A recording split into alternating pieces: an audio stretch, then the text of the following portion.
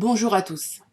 Je voulais revenir sur la mort de Jean-Philippe Kalala Omotunde, surtout sur les hommages qui lui ont été rendus.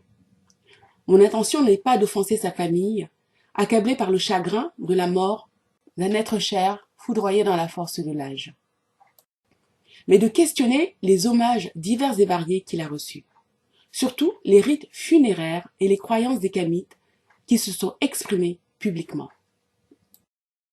Et je prononce bien Kamite, car il s'agit de la descendance de Cam, premier fils de Noé, et je ne dis pas Kémites, qui sont les descendants de Sem, Shem, Kem, le frère de Cam, qui est l'ancêtre de la lignée des Sémites, qui sont les Bantous d'Afrique.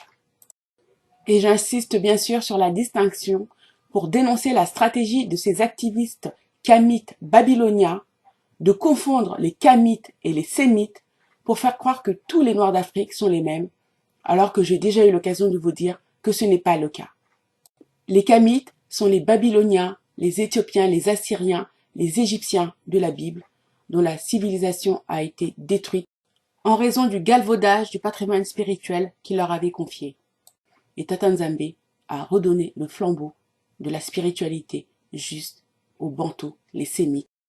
Les Kamites sont les Cananéens, les Noirs continentaux de Canaan, un nom jadis donné au continent africain, alors que les Sémites sont des Noirs initialement orientaux géographiques, avant le grand remplacement, si vous voyez ce que je veux dire, qui ont été implantés à Canaan par la volonté de Tata Nzambe.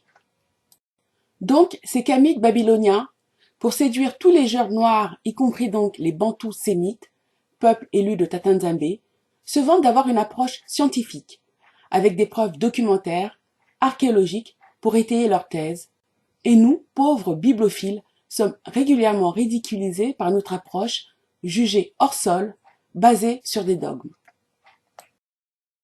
Selon eux, nous croyons des choses insensées, car il n'existe aucune preuve archéologique de l'existence de notre Messie, faussement appelé Jésus-Christ, ni non plus du peuple élu qu'on appelle Hébreu, race qui, selon certains d'entre eux, n'aurait jamais existé ou qui, selon d'autres, d'après des inscriptions de je ne sais quelle tablette égyptienne, aurait totalement disparu.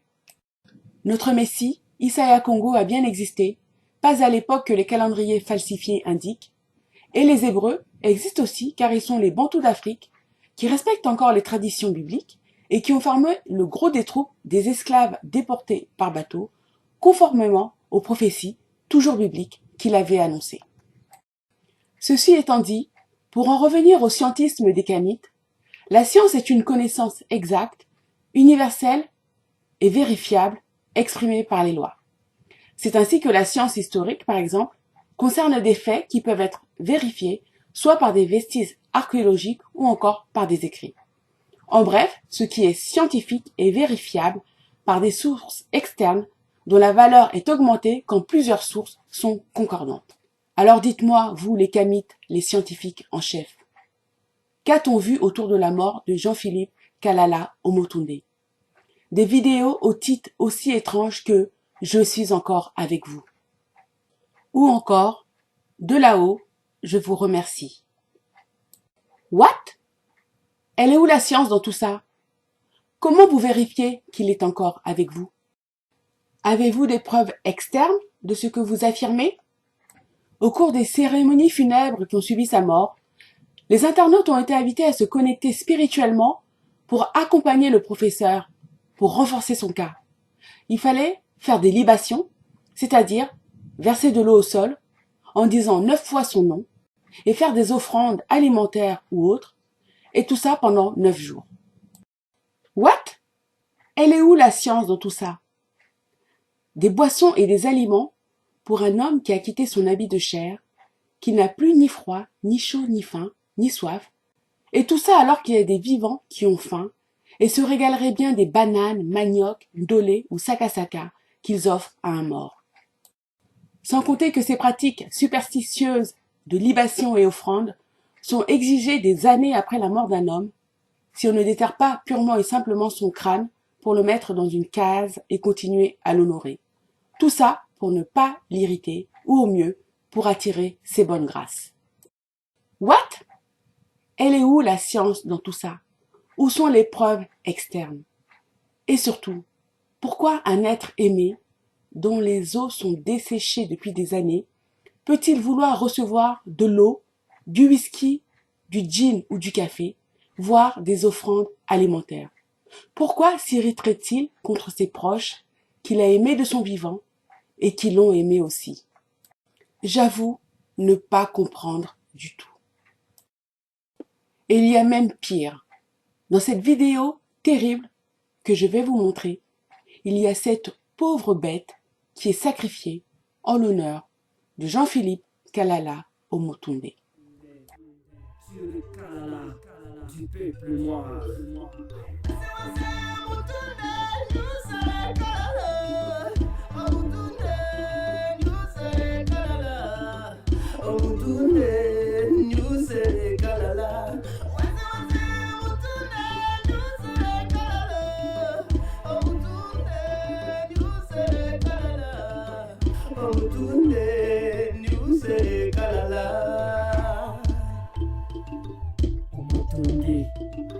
Omotunde, tu es le Kalala du peuple noir.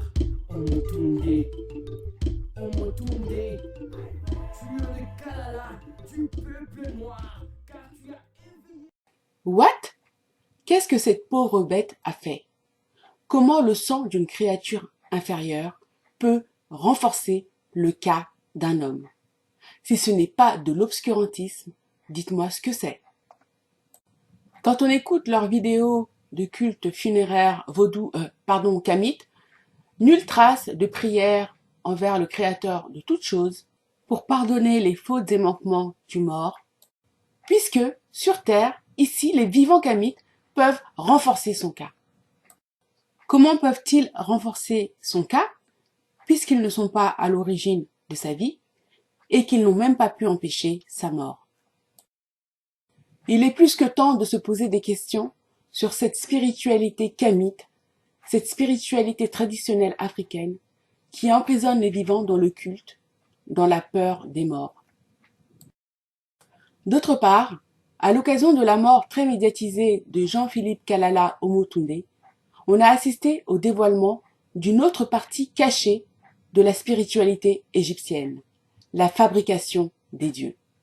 Oui, parce qu'on a entendu dire que Jean-Philippe Kalala Omotunde avait rejoint les ancêtres divinisés et qu'il en était devenu un. What?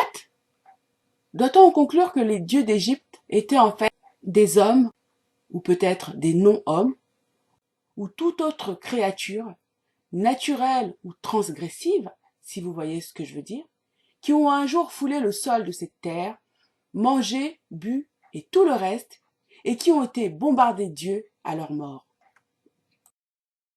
Et enfin, on a même reçu l'injonction de l'honorer. What? Honorer des morts? Je vais vous expliquer maintenant pourquoi cette joyeuse bande de kamites babyloniens déteste la Bible. Parce que la Bible les dévoile. Au lieu de rendre culte à Tata Nzambe et à lui seul, créateur de toutes choses, les Égyptiens de l'Antiquité rendaient des cultes aux morts, aux ancêtres soi-disant divinisés. C'est pourquoi, quand Tata Nzambe a choisi son peuple, les Bantous, les Sémites d'Afrique, et qu'il les a fait sortir de cette Égypte décadente, il leur a redonné les lois qui sont connues sous le nom des 10 commandements. Les 4 premiers commandements sont spirituels. Ils sont un rappel de ce que les Égyptiens ne respectaient plus. Tu n'auras pas d'autre Nzambé devant ma face. Une condamnation claire du polythéisme des Égyptiens. Le 5e commandement, qui annonce les règles concernant les hommes, indique « Tu honoreras ton père et ta mère ». Il s'agit bien entendu de les honorer pendant qu'ils sont vivants. Car, très rapidement, Tata Nzambe a formulé des interdits aux Bantous de s'approcher ou de toucher des morts. Ce sont les règles d'impureté qu'on trouve dans l'Exode et le Deutéronome. C'est ainsi qu'il leur avait dit, dans le Deutéronome chapitre 18, verset 11, qu'on ne trouve chez toi personne qui consulte ceux qui évoquent les esprits ou disent la bonne aventure, personne qui interroge les morts. Et les autres commandements sont des rappels des règles morales pour dire aux Bantous de ne pas commettre les péchés qui étaient devenus un sport national chez les Égyptiens. Cherchez une vidéo de National Geographic sur l'Égypte antique. Vous apprendrez qu'ils étaient passés maîtres dans l'art de la magie. Ils ne reculaient devant rien pour s'approprier le terrain qu'ils convoitaient ou la femme d'un autre qu'ils désiraient, y compris en réduisant la taille de l'attribut masculin de leur rival. Pour en revenir à ces ancêtres divinisés, je vais vous partager des connaissances que j'ai pu acquérir en regardant des vidéos d'ici et là, et surtout des informations qu'on trouve dans les apocryphes, c'est-à-dire les livres cachés qui ont été sortis du canon de la Bible par ces Babyloniens qui nous gouvernent, justement pour que nous ne comprenions pas les dangers de ce monde spirituel. Ces ancêtres divinisés sont des chimères, des néphilim, c'est-à-dire des descendants des Elohim, mélangés avec des hommes ou avec des animaux. D'ailleurs, on le voit très bien à l'image, même si je sais qu'ils donnent d'autres explications, puisqu'ils disent que ce sont des attributs du divin et que le divin peut se manifester sous différentes formes. Il s'agit bel et bien de chimères. À leur mort, ces êtres, n'ayant pas l'esprit de Tata Nzambe, puisque nés de la transgression des Elohim, ils n'accèdent pas au lieu de repos que le Créateur de toutes choses a conçu pour les hommes après leur mort. Sans lieu de repos, ces êtres errent dans les airs et dans les eaux, qui constituent une prison parfaite, car normalement, ils sont dans l'incapacité totale d'interférer avec nous, sauf si nous cherchons à entrer en contact avec eux en leur faisant des invocations et en leur faisant des offrandes. Et les conséquences des relations avec ces êtres désincarnés sont bien entendu dramatiques, car s'ils sont emprisonnés dans les airs et dans les eaux, c'est parce qu'il y a une bonne raison. Ils sont très dangereux. Ils sont responsables des phénomènes de possession, des phénomènes de poltergeist et les phénomènes de lieux ou de maisons hantées. Et vous avez des complices humains, je pense que vous savez à qui je fais référence, qui sont là pour attirer des gens innocents, pour les amener dans ces cultes spirituels ancestraux, pour les mettre en relation avec ces entités qui n'ont de cesse de chercher à retrouver les sensations corporelles et surtout sensuelles qu'ils avaient éprouvées lorsqu'ils avaient foulé le sol de cette terre. Ils recherchent donc des véhicules terrestres, c'est-à-dire des maisons de chair, c'est-à-dire des hommes ou des femmes dans lesquels habiter, en détruisant leur vie au passage, puisqu'ils deviennent purement et simplement leurs esclaves. Pour ma part, je m'attache à la Bible, qui nous révèle ces dangers, même si elle comporte des falsifications qu'avec du discernement on peut écarter, plutôt que d'écouter ces bonimenteurs qui, sous couvert de science, ont des pratiques obscurantistes ou carrément occultistes, et ils ne vous le diront jamais, ils vivent sous la tyrannie de ces entités pour lesquelles ils travaillent. Je ne confesse que Tata Nzambe, unique créateur du ciel et de la terre, et nul autre, aussi puissant soit-il, par rapport à moi, pauvre femme, qu'il soit ange déchu, démon ou ancêtre, soi-disant divinisé. J'honore mon père et ma mère tant qu'ils sont vivants, par l'obéissance, le respect et le secours que je peux leur apporter. Quant à mes ancêtres, j'essaye d'être leur digne descendante en menant une vie honnête, reflet des valeurs morales et spirituelles que j'ai reçues d'eux au travers de mes parents. Grâce à la Bible qui nous dévoile que les morts n'ont plus jamais part à tout ce qui se fait sous le soleil.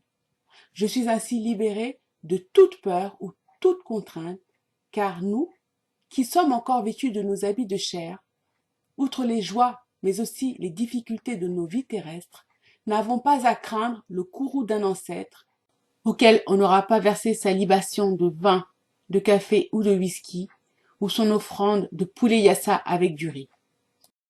La connaissance de la vérité libère de tout, des mensonges des vivants, et surtout de la tyrannie des morts qu'on nous présente faussement comme nos ancêtres. J'espère que cette vidéo vous ouvrira les yeux.